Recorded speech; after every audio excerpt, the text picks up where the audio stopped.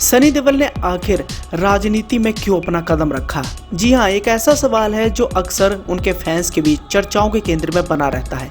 मालूम हो तो बताना चाहेंगे कि 2019 के लोकसभा चुनाव में गुरदासपुर की लोकसभा सीट से इन्होंने भाजपा का दामन थामा और भाजपा के टिकट से इन्होंने यहां पर चुनाव लड़ा और इस चुनाव में इन्होंने जीत भी हासिल की। तब से लेकर आज तक ये राजनीति पारी खेल रहे हैं। हालांकि किसान आंदोलन के दौरान सनी देओल की जमकर आलोचना की गई। उन पर ये इल्जामात लगाए गए कि जब किसानों का साथ देना था तब वो भाजपा के गोद में जाकर बैठ गए थे। ये भी कहा गया कि फिल्मों में सरदार बनकर सनी देओल ने खूब पैसा कमाया, लेकिन उन्होंने पंजाब और हरियाणा के किसानों का साथ नहीं दिया। ऐसे में आप भी सोच रहे होंगे कि आखिर किस मजबूरी के चलते अभिनेता सनी देओल ने राजनीति में कदम रखा। हालांकि हम आपको इस बात की जानकारी देना चाहेंगे कि सनी देओल की सौतेली मां हेमा मालिनी भाजपा की नेता है और वो सनी देओल से पहले ही राजनीति में अपना कदम रख चुकी थी। लेकिन बाद में सनी देओल ने आखिर क्या सोचा कि उन्होंने भी राजनीति पारी खेलने का मन बना लिया। हालांकि सनी देओल का राजनीति में आने के कई सारे कारण बताए जा रहे हैं और सबसे बड़ा और पहला कारण यह है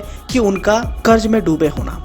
पंजाब के गुरदासपुर से भारतीय जनता पार्टी के प्रत्याशी सनी देओल ने जब अपना नामांकन के साथ अपनी संपत्ति को लेकर जो हल्फनामा दाखिल किया था तो उसमें कई हैरान कर देने वाले खुलासे सामने आए थे। बड़ी बात तो यह है कि सनी देओल और उनकी पत्नी पूजा देओल पर करीब 53 करोड़ रुपए से ज्यादा का कर्ज था। साथ ही सनी पर करीब 1 करोड़ रुपए का GST भी बकाया था।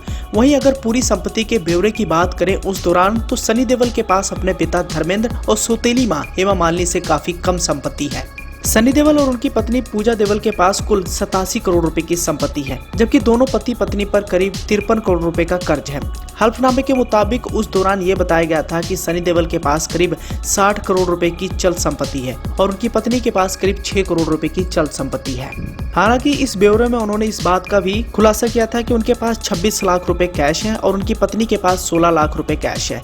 इसके साथ ही उनके बैंक अकाउंट में करीब 9 लाख रुपए जमा है, जबकि उनकी पत्नी के अकाउंट में करीब 19 लाख रुपए जमा है। सनी देओल के पास कुल 21 करोड़ रुपए की अचल संपत्ति है। सनी देओल की पत्नी के पास भी किसी तरीके की अचल संपत्ति नहीं है। कर्ज की तरफ नजर डालें तो सनी देओल और उनकी पत्नी ने बैंक से करीब 51 करोड़ रुपए का कर्ज लिया हुआ है। वहीं दोनों पति पत्नी पर करीब 2.5 करोड़ रुपए का सरकारी कर्ज भी बकाया है। सनी देओल के ऊपर 1 करोड़ 7 लाख रुपए का GST भी बकाया है। इसी के साथ ही दूसरे बड़े कारण की बात करें तो उनकी उम्र इस समय 64 वर्ष की हो गई है।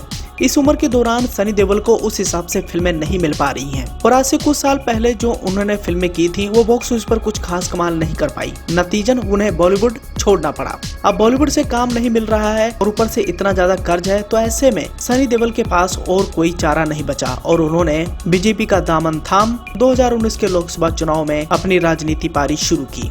यहाँ पर हम आपको इस बात की जानकारी देना चाहेंगे कि सनी देओल के बेटे करण देओल भी बॉलीवुड में अपना पहला कदम रख चुके हैं।